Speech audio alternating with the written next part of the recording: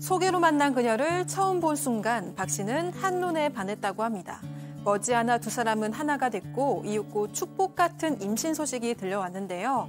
하지만 그녀가 유부녀라는 심지어 법적 관계도 정리되지 않았다는 청천벽력 같은 얘기를 듣게 됩니다. 때문에 갓 태어난 딸을 친자로 신고조차 하지 못해서 유령 아빠가 된 박 씨. 결국 그녀와 헤어졌고 몇 년간의 다툼 끝에 친부로서의 지위는 겨우 되찾았지만 또 하나의 고비가 기다리고 있었습니다. 바로 양육권이었는데요. 딸이 10살이 된 지금까지도 마음 편히 딸을 본 적이 없다는 박 씨. 도대체 무슨 일이 있었던 걸까요? 자, 오늘 이 사연도 사방 가족께서 직접 제보해 주신 내용입니다. 예민한 개인사이다 보니까 저희가 조금 이제 각색을 했다는 말씀 미리 드리고요. 제가 이 사연도 같이 좀 취재를 했는데 와, 정말 이 한 인간의 삶이 이렇게 기구할 수 있구나 싶었습니다. 자, 일단 이 박 씨와 그 여성, 아이의 엄마겠죠. 둘이 만난 이야기부터 시작을 해볼까요? 네, 일단 2013년에 후배로부터 이 여성을 소개받으면서 만나게 됐습니다. 당시에 박 씨는 작은 회사에 다니고 있었고 이 여성은 아르바이트를 하고 있었는데 여성의 좀 성실하고 밝은 면이 마음에 들었다고 합니다. 그래서 교제하기로 한 뒤에 이 두 사람은 얼마 안 가서 살림을 합치기로 하고 동거 생활을 시작을 합니다. 그런데 이렇게 집을 합쳐서 사실상 같이 사는데 아내가 주소지를 안 옮기고 한참을 머뭇거렸습니다. 결국 설득 끝에 아내는 주소지를 이전을 했습니다. 그리고 나서 이 둘은 둘 사이에는 아이도 생기게 되었고요. 그렇게 전입신고를 했는데 전입신고하자마자 사채꾼들이 찾아오기 시작을 합니다. 알고 보니까 여성이 거액의 사채빚을 지고 있었던 겁니다. 박 씨 역시도 넉넉한 편은 아니었긴 하지만 일단 아이도 생겼겠다. 모아놓은 돈을 다 털어서 대신 이렇게 빚을 갚아주고 이렇게 생활을 시작을 하게 됐습니다. 자, 이런 일 비일비재합니다. 벌써 그렇게 말씀해 주시고 계시는데 자, 정말 성실하고 밝아서 일단 한눈에 반해서 결혼을 했는데 알고 보니 사채를 쓰고 있다. 뭔가 좀 여기서부터 꺼림칙한데 자, 뭐가 됐든 아이는 태어났습니다. 근데 이게 끝이 아니에요. 이제 이 여성을 소개해준 후배가 충격적인 사실을 털어놓습니다. 저 형수님이 이혼녀래요. 네? 형수님이 이혼녀래요. 그래서 아내가 술자리에서 다른 사람들한테 본인이 이혼녀라는 사실을 털어놨고 본인이 이제 그거를 이제 건너서 전해 듣게 됐다는 겁니다. 그래서 이제 박 씨가 이 동거녀를 추궁을 합니다. 처음에는 내가 무슨 이혼녀하고 완강하게 부인하다가 결국 본인이 이혼했다고 고백을 하면서 아니 그런데 내가 당신 아이를 가졌는데 내 과거가 뭐가 문제냐. 사람이 살다가 안 맞으면 이혼할 수도 있지.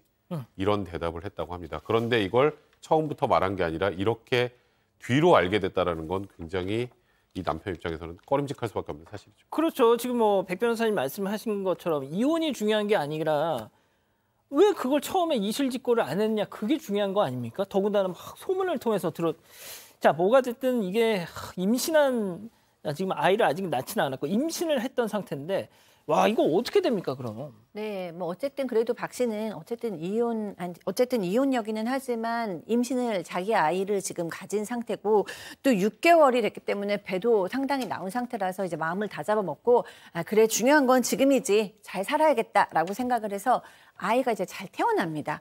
그래서 이제 기쁜 마음에 이 박 씨가 이제 우리 이제 혼인신고도 하고 출생신고도 하자라고 이제 주민센터로 간 거예요. 네. 근데 거기서 정말 놀랄 얘기를 듣습니다.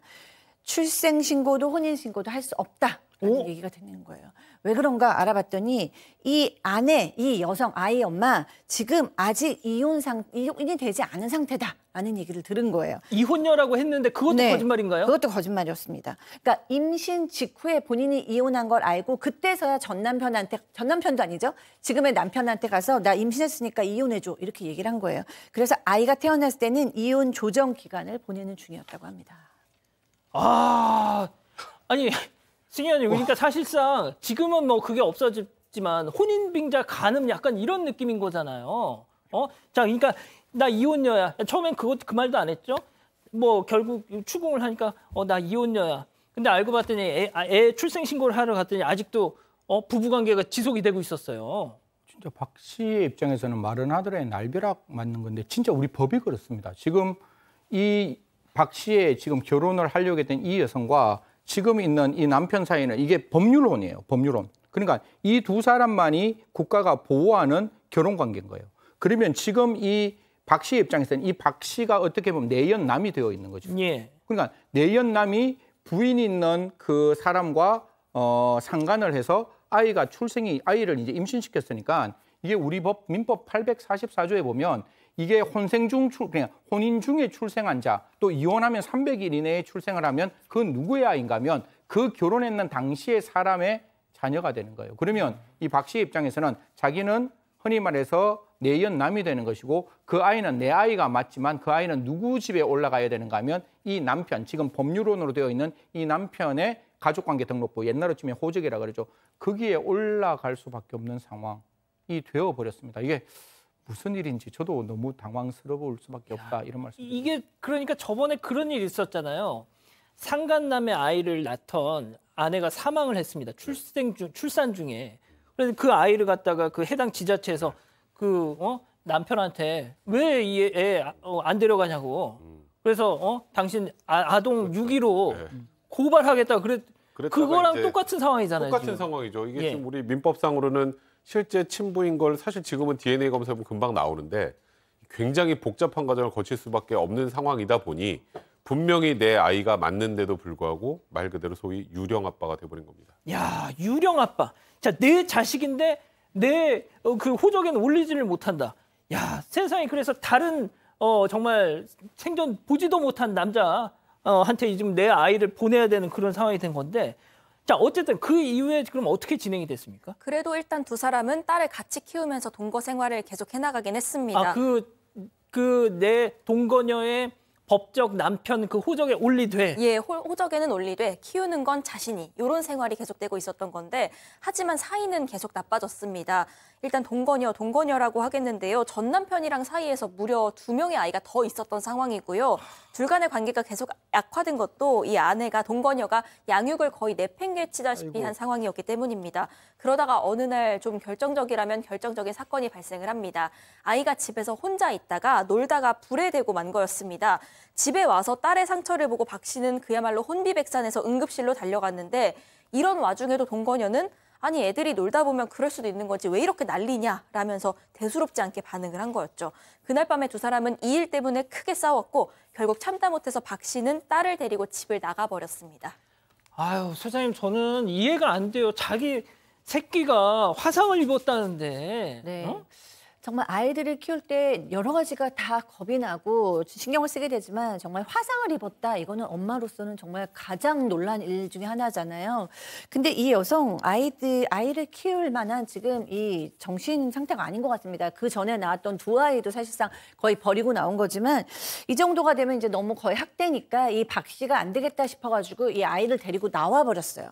자기 아이니까 그리고 응급실도 가야 되니까. 그랬는데 이 여성이 뭐 이런 식으로 하면 유괴범으로 신고하겠다 그러면서 막 정말 경찰에다 전화를 했는데 생각을 해보면 이 아이와 박 씨는 법적으로 남남이에요. 그러니까 엄마가 유괴당했다라고 신고하면 정말로 문제가 될 수 있는 거죠.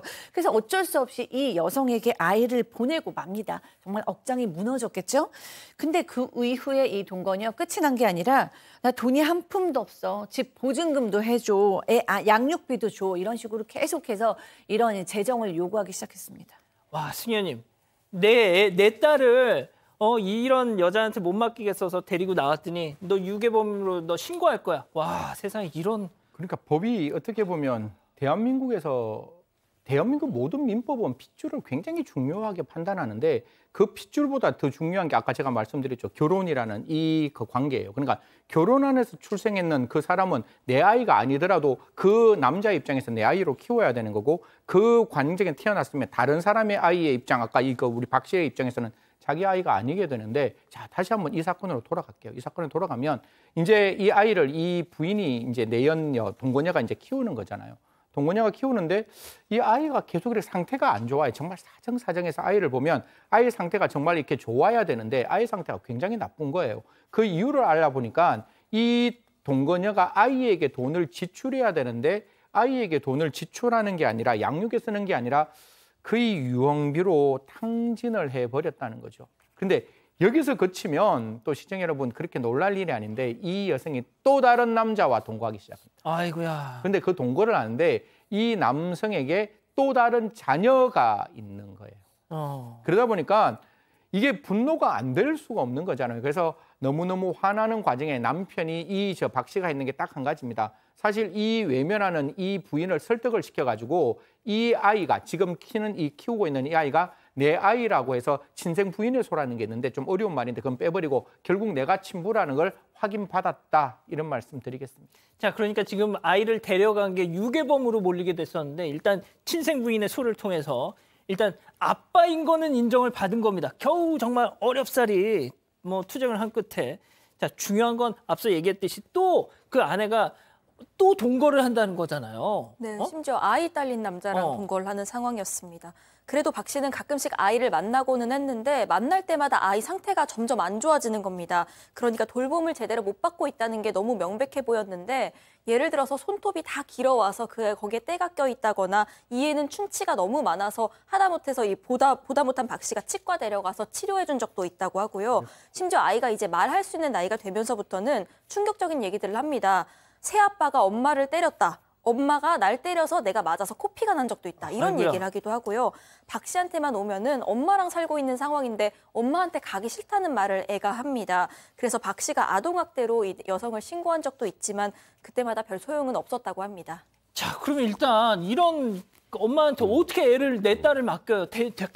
데리고 와야죠. 그러니까 이제 일단 박 씨 같은 경우는 2020년에 이 아이의 양육권은 자신에게 있다. 그리고 아이의 친권의 행사자도 나를 지정해달라 이런 소송을 제기를 합니다. 근데 결과적으로는 패소했습니다. 예?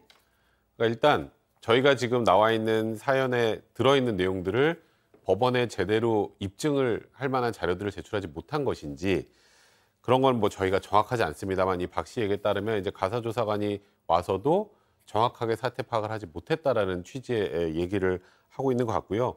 통상적으로 이 남녀 간의 양육권에 관련된 이제 뭐 이혼하는 과정이 보통 많이 나오는데 소송을 할 때는 대부분 아이 엄마에게 양육권을 주는 경우가 일반적이긴 합니다. 근데 아이 엄마에게 양육권을 주면 안 될 그런 특단의 사정들, 지금 나오는 그런 사정들이 정확하게 입증이 되면 예외적으로 아빠에게 양육권을 주는 경우들도 있거든요. 예. 근데 하지만 그게 제대로 입증되지 않았는지 이 소송에서 패소하게 됐습니다. 그래서 1심, 2심에서 내리 패소했다는 겁니다. 자, 저희 제작진에게 이 박 씨는요. 난 정말 우리 딸 절대 포기할 수 없습니다. 끝까지 포기하지 않겠습니다라고 하셨습니다. 지금 매우 어떤 우리 가족 여러분들은 너무 이 상황 자체가 믿을 수 없다 보니까 이것도 그냥 소설 쓴 거 아니냐 하시는데요. 자, 이 박 씨의 목소리 직접 한번 들어보시죠. 지금 10년째예요. 10년째 아이 찾으려고. 제 아이는 제 하나밖에 없는 자식이고 저는 아이를 찾기 위해서 결혼도 안 하고 그러고 있는 상황입니다. 근데 아이 엄마는 지금 또 다른 남자가 동거하는 상태예요. 제가 가끔 면접교섭을 해요. 볼 때마다 아빠랑 살고 있다고 애원을 해요. 아이가 저한테 맨날 하는 말이 아빠 냄새가 좋대요. 아빠 냄새를 담아가지고 집에 가지고 있대요. 이런 말을 해요, 저한테. 자, 그러면 이쯤에서 별별 상담소 오늘의 궁금증 짚어보죠. 자, 제 손으로 직접 딸을 키우고 싶습니다. 지금 2심까지 패소했는데 방법이 없느냐. 자, 백 변호사님, 유령 아빠에서 이제는 아이를 키울 수 없는 아빠. 아니, 이건 누가 봐도 엄마보다는 아빠가 더 잘 키울 수 있는 거 아닌가요? 그러니까 일단 지금 우리가 양육권과 친권 행사와 관련된 소송에서 패소를 했기 때문에 여기서 이 똑같은 내용으로 다시 소송을 제기하는 건 안 됩니다. 그런데 이런 게 있어요. 그러니까 아이를 엄마가 데려가서 양육하기로 이제 법원에 판결이 나왔는데 네. 그 이후에 보니까 엄마가 아이를 학대하거나 아니면 뭐 다른 뭐 동거남을 만나서 아이를 학대를 하던가 아이를 방임하거나 이런 정황들이 있으면 이제 그런데도 판결 났으니까 그대로 해라고 하면 안 되잖아요. 친권자 양육자 변경 심판 청구라는 게 있습니다. 근데 이거는 이제 중요한 게 사정 변경이 있어야 돼요. 그때 소송 결과가 났을 때와 그 이후에 아이를 키우는 과정에서 여러 문제들이 발생을 하면 저기는 안 된다. 이제 내가 키워야 된다라고 변경해달라고 청구할 수 있는 길이 남아있긴 합니다. 그렇군요. 그러기 위해서는 제가 말씀드렸던 것처럼 굉장히 증거를 많이 모아야 되고 가장 중요한 건 또 아이의 의사입니다. 아이가 이전에 그런 결정이 났을 때 그 이후로 뭐 엄마에게 어떤 일을 당했다거나 그래서 지금 나는 아빠랑 살아야겠다거나 이런 진술들을 하는 거는 굉장히 이제 이 이후의 소송에서 중요하거든요. 그런 부분들에 대한 증거들을 명확하게 모으는 게 굉장히 중요할 것 같습니다. 자, 일단 승희 의원님부터 짧게 좀 부탁드리겠습니다. 예, 뭐 저는 아니, 이거 딱 들어보셔도 엄마보다는 아빠가 낫지 않습니까? 그렇죠. 지금 이 상황. 이게 낫고 이게 뭐 아까 저 변호사님은 이제 민법 이야기를 해주셨는데 형법에 아동학대 처벌법이라는 게 있고 아동학대 처벌법에는 두 가지 아동을 중상해하거나 상습적으로 아동을 학대하면 그때 친권 상실을 할 수 있도록 법에 규정이 되어 있습니다. 그러면 당연히 친권 상실이 되면 물론 그 상실하는 게 쉽지는 않겠지만 검사가 하는 거니까 지자체장이나 좀 이런 부분에 대해서 검사가 적극적으로 좀 들여다봤으면 어떨까. 다음 한 번에 더 아동학대가 있다라고 이야기하면 분명히 저 아버지께서는 신고하셔가지고 형법상으로도 친권 회복할 수 있으니까요. 저는 아이는 정말 제대로 키울 수 있는 사람으로부터 예. 키워져야 한다 이런 자, 말씀드리겠습니다. 소장님도요. 네, 저도 정말 아이의 신체적, 정서적 안녕만을 생각해야 된다라고 생각이 들고요. 지금 뭐 코피도 나고 화상도 있고 충치도 많고 또 새아빠의 폭력 환경에 있고 경제적인 어려움까지 있는데 이 모든 것들이 아이에게는 너무나 지대하게 나쁜 영향을 미칠 수 있을 것 같아요. 저는 아이를 좀 상담받게 했으면 좋겠습니다. 이렇게 상담을 받으면 이 아이의 심리적 상태나 지금 상황, 사회적, 지금 물리적 환경이 다 나오거든요. 그래서 이 아이만을 위한 결론으로 다시 한번 재조정됐으면 좋겠습니다. 그렇군요. 자, 이 기자, 우리 가족 여러분들 의견 짧게 좀 부탁드릴게요. 네, 일단 SSK님 사람 만나려면 뒷조사 다 하고 만나야겠네. 너무 무섭다 하셨고요. 이진우님 어쨌거나 아이 인생이 걸린 문제인데 다른 남자랑 살고 있는 엄마보다 아빠가 우선 아닐까요? 하셨습니다. 따뜻한 봄날님도 아이 의사가 중요할 것 같아요. 아이도 싫다고 하는 상황이니까요. 허니몽키님 마음 아픕니다. 꼭 아이 되찾길 바랍니다. 이런 의견 주셨습니다. 좋습니다. 자, 별별 상담소 이렇게 정리하고요. 사건의 진실을 추적하고 싶다는 사반 가족분의 사연인데요. 궁금하시다면 사건반장 유튜브 채널을 구독해주세요.